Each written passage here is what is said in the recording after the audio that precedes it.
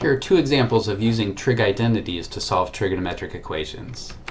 So here's our first example. Sine squared theta equals 2 cosine theta plus 2. And it would be nice if we only had cosines and not a mix of sines and cosines. It seems like the equation will be harder to solve when more than one trig function shows up.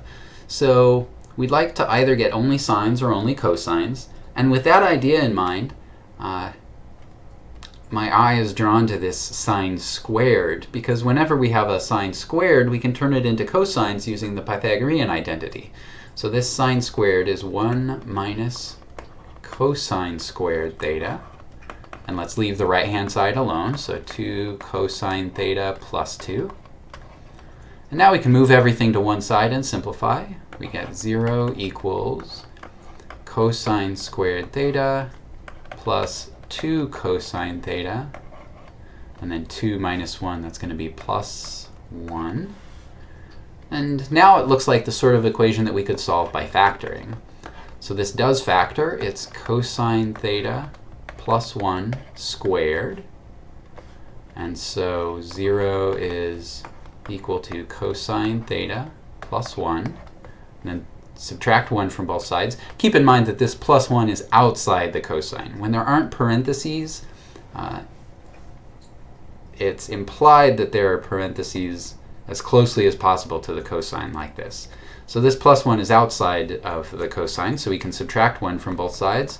We get minus 1 equals cosine theta. And now we can find a principal solution. We get theta is inverse cosine of minus 1 is pi plus 2 pi k. And then we would write down the symmetric solution, minus pi plus 2 pi k. But when k is equal to when k is equal to minus 1, our first list of solutions gives us pi minus 2 pi.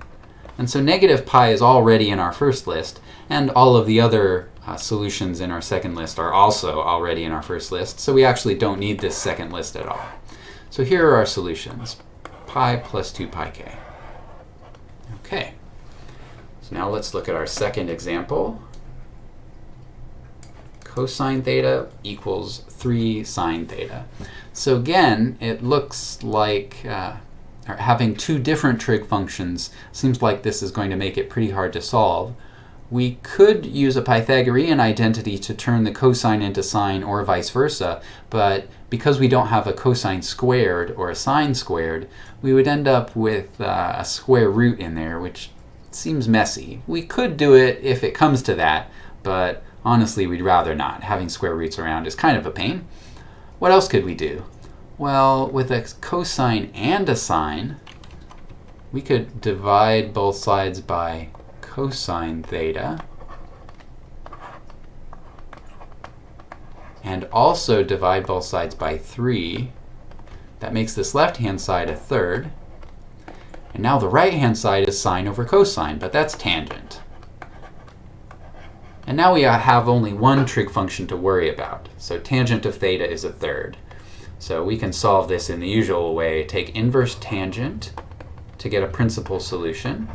An inverse tangent of a third isn't anything particularly nice, so we could punch this into a calculator to get an approximation for inverse tangent of a third, but let's just leave it as inverse tangent of a third, plus multiples of the period. And remember, for tangent, the period is pi, not 2 pi. So plus pi k. And for tangent, there aren't any symmetric solutions. So these are all of the solutions to this equation. There are lots of other situations where trigonometric identities can help you solve equations, so keep all those trig identities in mind, because you never know when you're going to need one.